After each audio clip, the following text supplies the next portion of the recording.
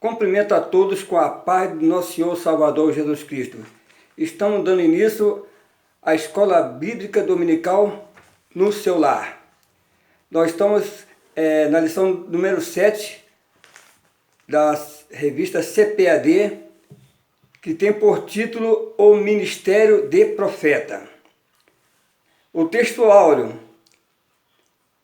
diz assim: E a uns pôs Deus na igreja, primeiramente apóstolos, em segundo lugar profetas, em terceiro doutores, e depois milagres, e depois dons de curas, socorros, governos, variedade de línguas. 1 Coríntios 12, 28. A verdade prática: o ministério de profeta é fundamental para a Igreja de Cristo nos dias atuais. Queremos lembrar a todos os nossos amigos, ouvintes, que estão nos assistindo, que essa lição eu vou estar dividida em duas partes. Nós estamos aqui na primeira parte. E nessa primeira parte vamos estar estudando o ministério de profeta. E a leitura bíblica em classe, vamos estar lendo aqui em 1 Coríntios capítulo 12, versículo 27 ao 29.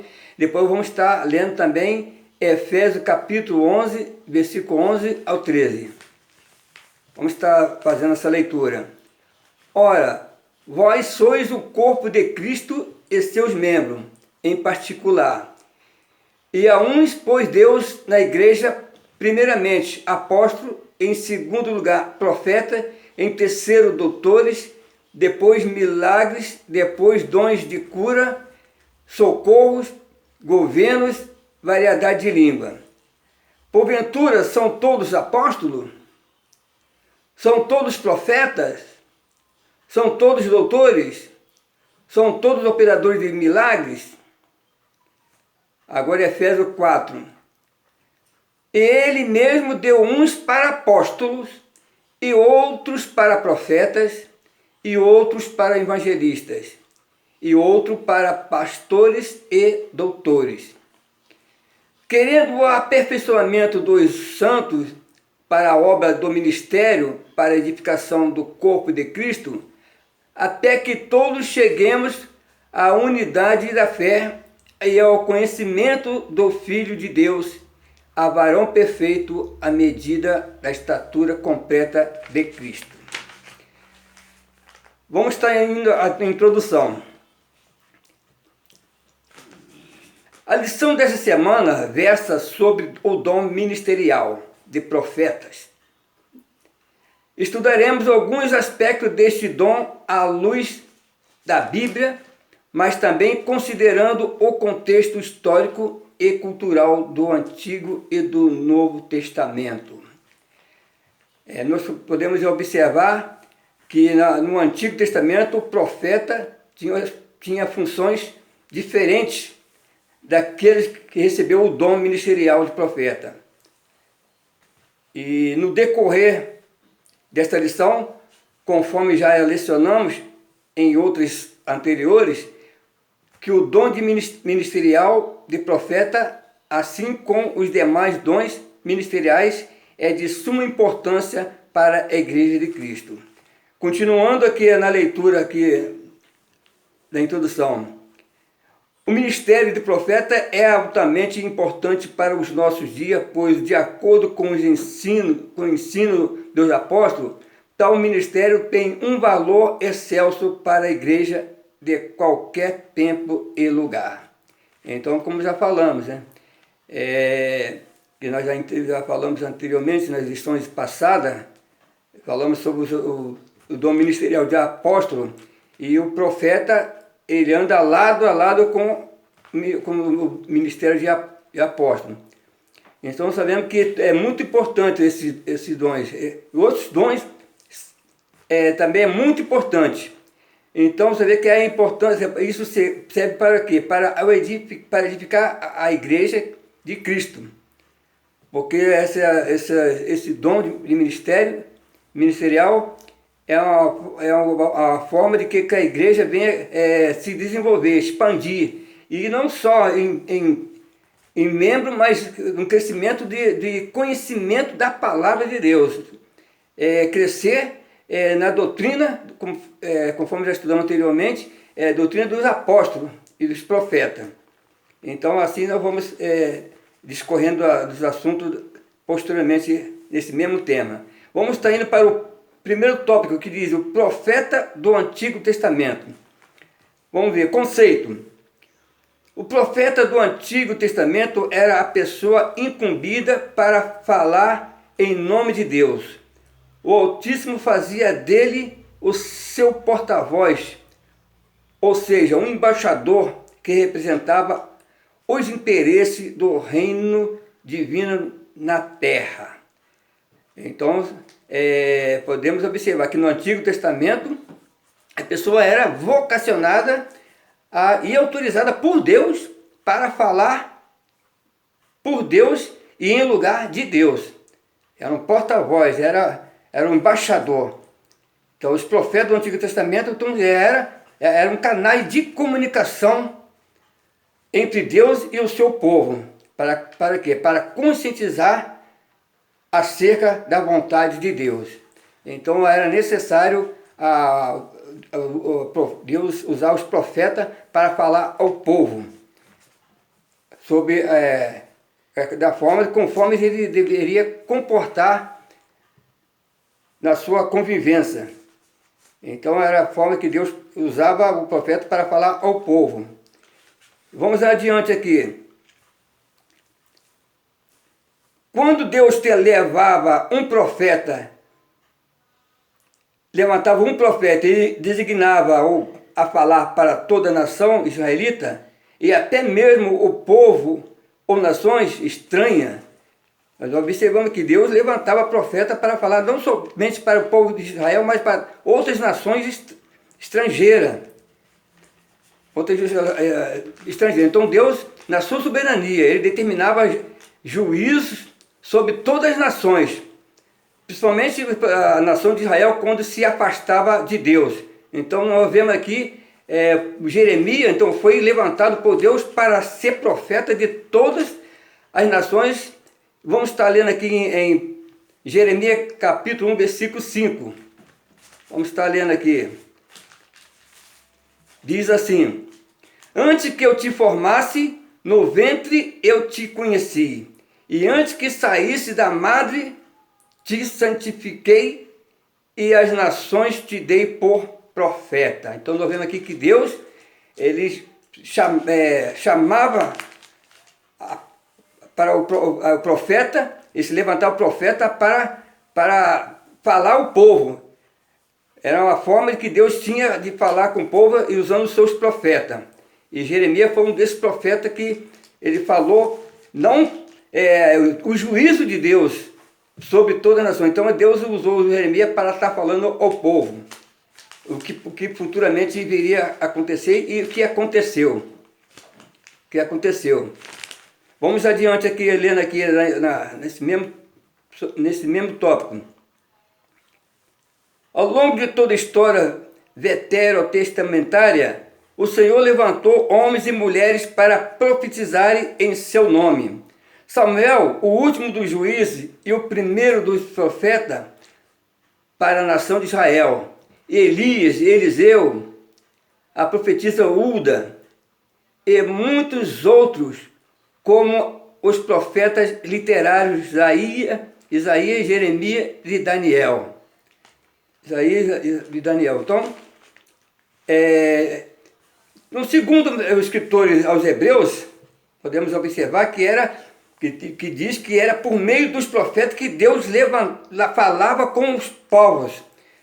Vamos estar vendo aqui em Hebreus capítulo 1, versículo 1 e 2.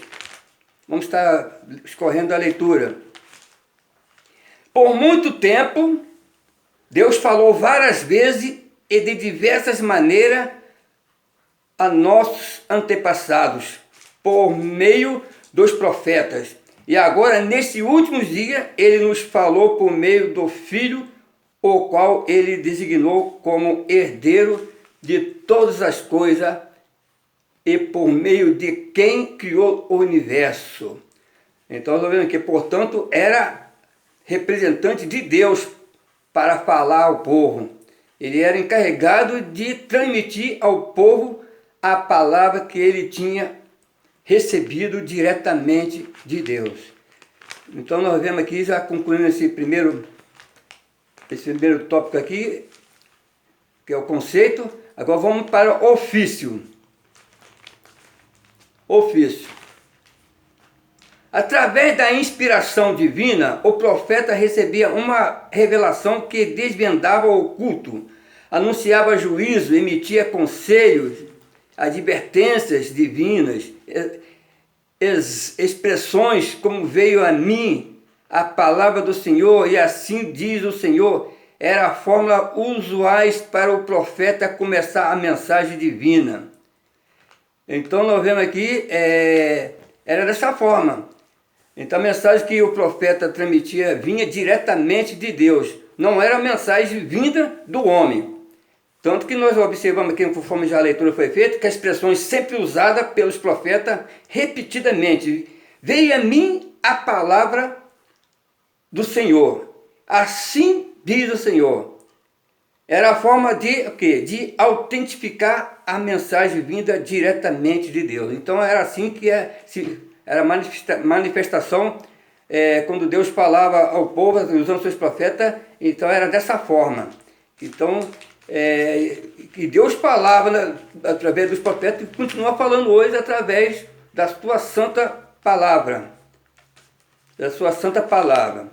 Vamos dando continuidade aqui. Símbolo e visões também eram formas de Deus falar através dos profetas ao seu povo. Então nós vemos aqui que é os símbolos. Então nós vemos que além dos símbolos e visões também Deus também falava através de falava através de parábolas. Através de parábolas. Também através de palavras. Continuando aqui, nesse mesmo tópico. O profeta também exerceu um importante papel de conselheiro na história do reinado de Israel. Então você vê que era conselheiro. Além dos símbolos, já foi falado aqui, nas páginas do Antigo Testamento, nós vimos aqui que o reinado em Israel começou com Saul. Saul foi o primeiro rei em Israel. Então você vê que na Escritura Sagrada o povo queria um rei. Então aí Deus proporcionou, no caso, a escolha de Saul para ser o rei de Israel. Então que o profeta Samuel teve importante participação. Ele ungiu Saul a rei, então ele teve uma importante participação, pois foi implantado o quê? Um novo sistema de governo. Um novo sistema de governo. Estava saindo da teocracia para a monarquia. Mas foi no reinado de Davi que o ofício de profeta foi efetivamente reconhecido, pois era constante a consultar a Deus antes de tomar decisão. Então o profeta era conselheiro e então os reis já tinham por costume consultar o profeta antes de tomar a decisão. E Davi era um desses. Todas as decisões, então era consultado o profeta. Então observamos aqui que era dessa forma. Dando continuidade aqui na leitura, que diz assim: contudo, após a divisão do reino de Israel, o profeta passou a ser perseguido, pois sua profecia confrontava diretamente a prepotência da nobreza e dissimulação dos sacerdotes e a injustiça social. Então nós vemos aí o que estava acontecendo. Continuando aqui nesse mesmo raciocínio, que após a morte de Salomão, então Israel entrou numa profunda apostasia, quer dizer, se afastando de Deus. Então, e isso acontecia muito, a desobediência. Então aqui nós vemos aqui que com a morte de Salomão, então Israel passou a se apostatar, afastando completamente de Deus. Então, o que fez o Todo-Poderoso? Ele utilizou dos seus profetas para exortar o povo, para quê? Para retornar para ele. Mas aí o que aconteceu? Mas eles se depararam com o quê? Com a resistência. Então houve uma resistência de alguns líderes, rebeldia, principalmente dureza de coração dos líderes de Israel. Então, e de Judá também. Por conta disso, os profetas de Deus eram perseguidos e às vezes eram mortos. Então você vê que era um confronto. E você vê que como é que faz a pessoa se afastar da presença de Deus. Então ele completamente, o coração endurece. Ele não é mais sensível à palavra de Deus, não é sensível para obedecer a Deus. Então isso estava ocorrendo naquela época. Vamos ainda para o subtópico 3, que fala o profetismo. O profetismo. De acordo com o dicionário teológico,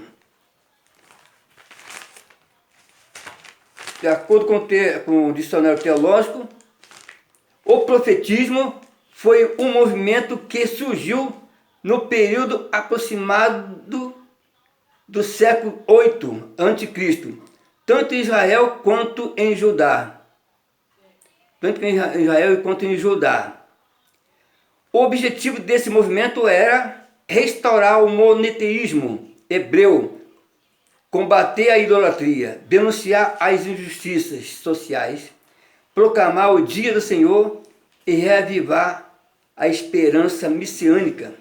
Foi nesse tempo que os verdadeiros profetas em Israel foram cruelmente surrados e presos e mortos. Então nós vemos aí o que estava ocorrendo. Então, no período dos reis, então os judeus, em demonstração de rebeldia, então passaram a negligenciar o quê? A lei que foi determinada sobre a questão social, principalmente. Tinha muito injustiça social.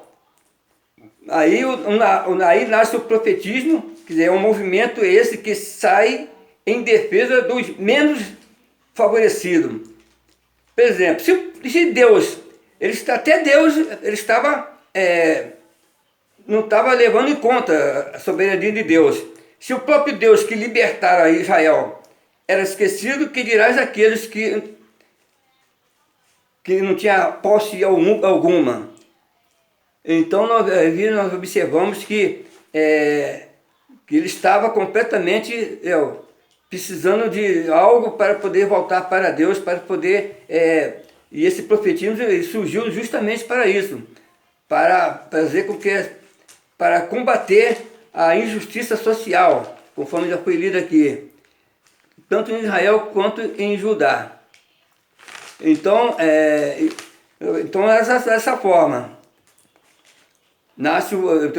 foi um movimento que surgiu para isso, sair em defesa dos menos favorecidos. Então você vê que as pessoas estavam sendo escravizadas, estavam menosprezadas. Então aí o surgimento do profetismo. Então eu quero aqui já terminar essa primeira parte, e no próximo vídeo vamos estar dando continuidade na segunda parte. Deus abençoe a todos.